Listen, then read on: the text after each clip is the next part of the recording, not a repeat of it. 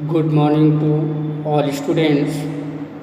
Genius Public Inter College की online class में आप सभी का स्वागत है। स्टूडेंट्स, आज हम लोग आज की क्लास में एक नए चैप्टर के विषय में चर्चा करेंगे जिनका नाम है रघुवीर सहाय, जो हिंदी साहित्य के आधुनिक कालखंड के कवि के रूप में महत्वपूर्ण स्थान रखते हैं और इनके द्वारा रची गई कविता कैमरे में बंद अपाहिज आप लोगों के पाठ्यक्रम में रखी गई है। सबसे पहले हम कैमरे में बंद अपाहिज कविता का विश्लेषण और व्याख्या समझने से पहले हम कविता को रचने वाले या लिखने वाले कवि रघुवीर सहाय जी के विषय में संक्षिप्त रूप से जानकारी प्राप्त करेंगे। सभी स्टूडेंट्स ध्यान दें कि रघुवीर सहाय जी का जन्म उत्तर प्रदेश के लखनऊ जिले में सन 1929 ईस्वी में हुआ। जन्म के कुछ वर्षों पश्चात इन्होंने अपनी शिक्षा लखनऊ से ही पूर्ण की और वहीं से ही अंग्रेजी साहित्य से आपने एमए की डिग्री प्राप्त की। प्रारंभ में इन्होंने अपने जीवन को पेशे के रूप में एक पत्रकार के रूप में अपने आप को समाज में प्रस्तुत किया और प्रतीक अखबार के संपादक के रूप में आपने काम किया। फिर इसके बाद आकाशवाणी समाचार विभाग में भी काम किया। अनेक हिंदी साहित्य की पत्र पत्रिकाओं में जैसे कि कल्पना, नवभारत टाइम्स इत्यादि इत्यादि पत्रिकाओं में आपने पूर्ण रूप से अपनी सहभागिता दी। रघुवीर सहाय जी आज्ञे द्वारा, जिनका पूरा नाम गजानन माधव मुक्तिबोध है, उनके द्वारा संपादित दूसरा तार सप्तक जो 1935 ईस्वी में प्रकाशित हुआ, उनमें रघुवीर सहाय जी की सबसे पहले कविताएं छपती थी और दूसरे तार सप्तक में अनेकों प्रकार की कविताएं रघुवीर सहाय जी की शामिल हुई। इसके पश्चात अपने जीवन को पूर्ण रूपेण से साहित्य के क्षेत्र में समर्पित करते हुए सन 1990 ईस्वी में रघुवीर सहाय जी का देहांत हो गया। इसके पश्चात हम रघुवीर सहाय जी के काव्यगत विशेषताओं पर चर्चा करेंगे। रघुवीर सहाय जी ने अपने काव्य में आम आदमी की पीड़ा व्यक्त की है। तो इन्होंने अपनी कविताओं को लिखने का जो विषय बनाया वो समाज में आम आदमी की जो दुख है, दर्द है, जो उनके जीवन में घटित घटनाओं के कारण दुख था, उस दुख को, उस पीड़ा को व्यक्त करने का विषय बनाया। ये षठोत्तरी काव्य लेखन के सशक्त, प्रगतिशील व चेतन संपन्न रचनाकार हैं। इसके बाद घर मोहल्ले के चरित्रों पर कविता लिखकर उन्हें हमारी चेतना का स्थायी नागरिक बनाया। हत्या, लूटपाट, राजनीति, भ्रष्टाचार, छल, छद्म इनकी कविता में उतरकर खोजी पत्रकारिता की सनसनीखेज रपटें नहीं रह जाते, वे आत्मान्वेषण के माध्यम बन जाते हैं। उन्होंने कविता को एक कहानीपन और नाटकीय वैभव दिया। सबसे बड़ी विशेषता ये रही कि रघुवीर सहाय जी ने अपनी कविता को कहानीपन और नाटकीय वैभव दिया। रघुवीर सहाय जी जब अपने जीवन में पत्रकार की हैसियत से समाज में काम कर रहे थे, तो पत्रकार और कवि घटनाओं में निहित विडंबना और त्रासदी को बहुत अच्छे प्रकार से देखा। इन्होंने छोटे की महत्ता को स्वीकारा और उन लोगों व उनके अनुभवों को अपनी रचनाओं में स्थान दिया। देखिए, आम कवि होता है तो वह अपनी कविता में खास लोगों को अपना विषय बनाता है, परंतु रघुवीर सहाय जी की जो विशेषता कविताओं की रही है कि उन्होंने आम आदमी को, है ना, जो समाज के सताए हुए थे, जो अपने जीवन से कष्ट व्यतीत कर रहे थे, ऐसे लोगों को अपने जीवन का, अपनी कविता का विषय बनाया और उनको महत्व दिया। और उसके बाद उनके जो अनुभव थे, उनके अनुभवों को भी अपनी कविताओं में जगह दिया। रघुवीर सहाय जी ने भारतीय समाज में ताकतवरों की बढ़ती हैसियत व सत्ता के खिलाफ भी साहित्य और पत्रकारिता के पाठकों का ध्यान खींचा है। कवि ने अपनी रचना में सीधी, सरल और सीधी भाषा का, सहज भाषा का प्रयोग किया है और इनका प्रयास रहा है कि अनावश्यक शब्दों के प्रयोग से सदैव बचते रहना। इसके बाद आप ध्यान देंगे कि इनकी कविताओं में भयाक्रांत अनुभव की आवेग रहित अभिव्यक्ति भी इनकी कविता की अन्यतम विशेषता है। इनकी कविता में आवेग नहीं समझ दिखाई देगा, एक सरल सी भाषा में और सहज भाषा में, सीधी भाषा में अपनी बात को रख दिया है। जब आप इन आपके पाठ्यक्रम में दी हुई कविता को आप इनकी पढ़ेंगे तो आपको खुद समझ में आएगी कि इन्होंने अपनी बात को एकदम सीधे तौर तरीके से रख दी। नेक्स्ट टॉपिक्स में हम लोग पढ़ेंगे कैमरे में बंद अपाहिज। कैमरे में बंद अपाहिज, सबसे पहले तो हम लोग इसका प्रतिपाद्य पढ़ेंगे।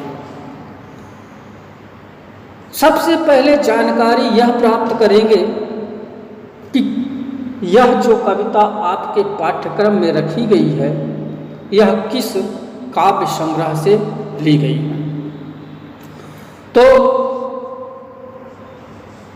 कैमरे में बंद अपाहिज कविता लोग भूल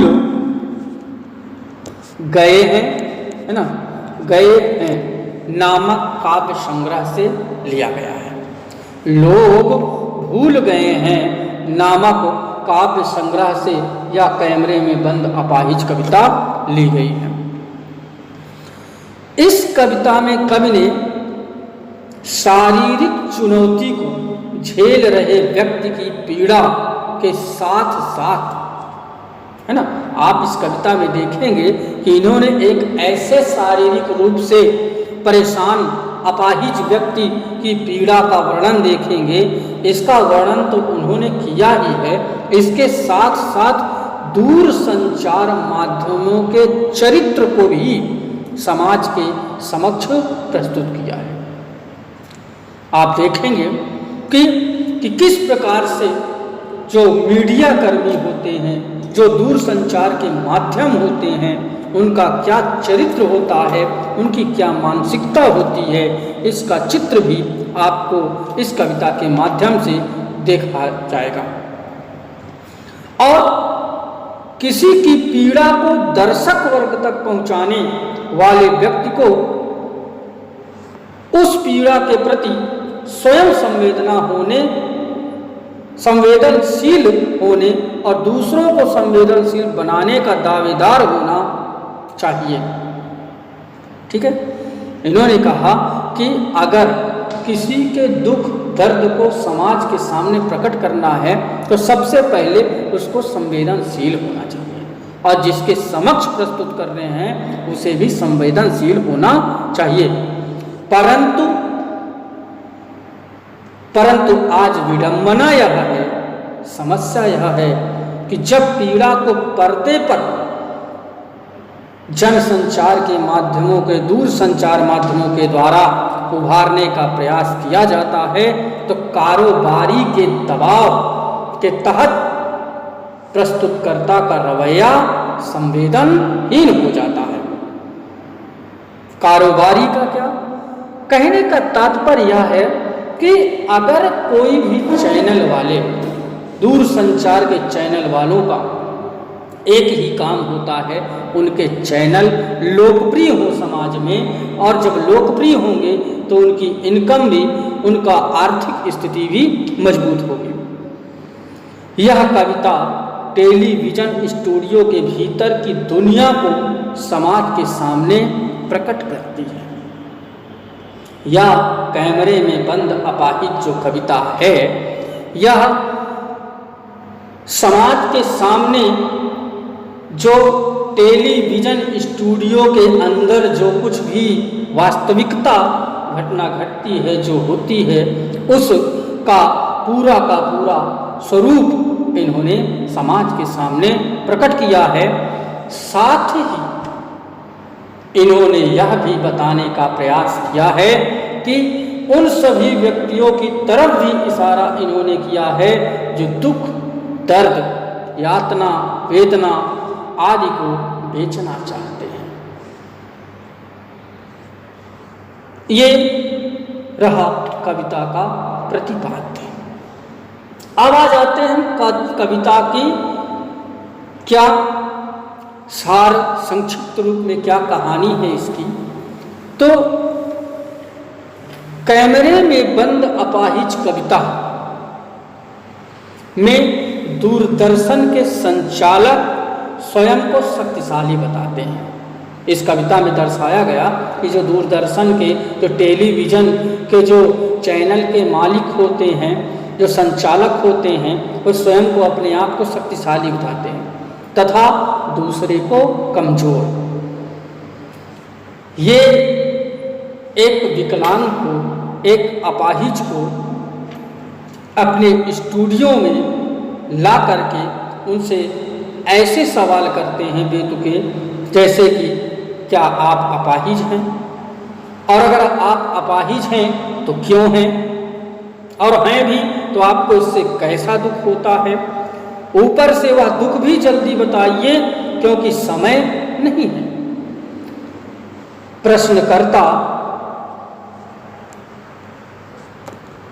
प्रश्नकर्ता जो इन सभी प्रश्नों के उत्तर अपने हिसाब से चाहता है, ऐसे बेतुके सवालों से जो अपाहिज है वो घबरा जाता है, वह दुखी हो जाता है और प्रश्नकर्ता अपने कार्यक्रम को रोचक बनाने के लिए उसे रुलाने की कोशिश करता है। क्यों? क्योंकि जब वह रोएगा तो जनता के समक्ष यह जाएगा मैसेज कि ये चैनल वाले, ये टेलीविज़न वाले समाज के ऐसे दुख भरे, पीड़ा भरे व्यक्ति को सामने लाते हैं, अपना विषय बनाते हैं। लोगों की सहानुभूति उस पर जाएगी और उस सहानुभूति के साथ साथ चैनल का भी लोकप्रियता बढ़ेगी, तो ताकि दर्शक में करुणा का भाव होने के कारण उस चैनल की लोकप्रियता बढ़े। इसी से उसका उद्देश्य पूरा हो जाता है और वह इसे सामाजिक उद्देश्य मानता है। परंतु पर्दे पर वक्त की कीमत है, वाक्य से उसके व्यापार को खोल खुलता है, उसकी रियलिटी जो है, उसकी जो वास्तविकता है वह खुल जाती है कि क्या वास्तव में मीडिया कर्मी चाहते हैं। तो चलिए सभी स्टूडेंट क्रम बाई क्रम करके हम लोग इस कविता के कुछ पार्ट्स को पढ़ते हैं। जैसे हम दूरदर्शन पर बोलेंगे, हम समर्थ शक्तिमान, हम एक दुर्बल को लाएंगे एक बंद कमरे में। कह रहे हैं कि हम समर्थ, समर्थ माने होता है सक्षम और शक्तिवान माने होता है ताकतवर।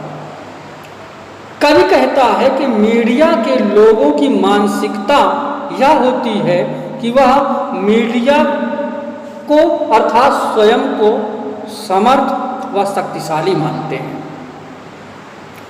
और वे बोलते क्या हैं कि हम दूरदर्शन पर बोलेंगे। कह रहे हैं कि हम दूरदर्शन पर बोलेंगे, हम अपने स्टूडियो में एक बंद कमरे में, एक बंद कमरे का तात्पर्य होता है स्टूडियो में, हम अपने स्टूडियो में एक अपाहिज, एक कमजोर, एक दुख से सताए हुए व्यक्ति को अपने स्टूडियो में बुलाएंगे और क्या करेंगे? हम उससे प्रश्न पूछेंगे, उससे प्रश्न पूछेंगे। क्या प्रश्न पूछेंगे? कह रहे हैं कि हम उससे प्रश्न पूछेंगे, आप क्या अपाहिज हैं? तो आप क्यों अपाहिज हैं? अगर आप अपाहिज हैं तो क्यों अपाहिज हैं? और आपका अपाहिजपन तो दुख देता होगा, है ना? आप जो अपाहिज हैं, इस अपाहिजपन से आपके मन में करुणा भी होगी, आपको दुख भी होगा। कहने का तात्पर्य यह है कि कवि ने यह प्रस्तुत करने का प्रयास किया है कि सच्चाई तो किसी भी चैनल वालों की यह होती है, दूरसंचार टेलीविज़न वालों की, कि वह किसी ऐसे दुख भरे व्यक्ति को, दुखी से जीवन व्यतीत करने वाले व्यक्ति को लाते हैं और उससे इस प्रकार के बेतुके प्रश्न करते हैं जिसके कारण वह अत्यधिक, वह जो दुखी व्यक्ति है और भी अत्यधिक दुखी हो जाता है और अत्यधिक चुप हो जाता है। वह क्यों? क्योंकि उसके अंदर दुख अत्यधिक भर जाता है। इसी बीच प्रश्न करने वाला व्यक्ति कैमरे वाले को निर्देश देता है कि अब इस घटना को, यह जो चुप हो गया है, ये शांत हो गया है, जो उदासी का चित्र प्रस्तुत कर रहा है, इस चित्र को बड़े पर्दे पर दिखाया जाए। और फिर उससे प्रश्न पूछा जाता है कि आपको कष्ट क्या है, कि आपको दुख क्या है, जल्दी बताइए, वह दुख बताइए, बता नहीं पाएगा। और प्रश्नकर्ता उस अपाहिज से अत्यधिक जल्दी जल्दी समय की कीमत को बताते हुए जल्दी जल्दी प्रश्न करेगा, परंतु वह अपाहिज अपने इस दुख के मजाक को सोच करके वह चुप हो जाता है, वह कुछ भी बता नहीं पाएगा। तो सभी स्टूडेंट्स ध्यान देंगे कि इसमें नाटकीयता का स्वरूप दर्शाया जैसे कि मैंने आपको बताया कि इनकी कविताएं कहानी पर और नाटकीय का वैभव देता है, तो यह एक प्रकार से नाटकीयता का वैभव दे रहा है। और व्यंजना शब्द शक्ति का प्रयोग किया गया है और मीडिया कर्मी की मानसिकता पर करारा व्यंग किया गया है और भाषा सहज व सरल की गई है। नेक्स्ट काव्य पंक्ति को हम लोग अगली क्लास में पढ़ेंगे और उसके विषय में जानकारी प्राप्त करेंगे। Okay, have a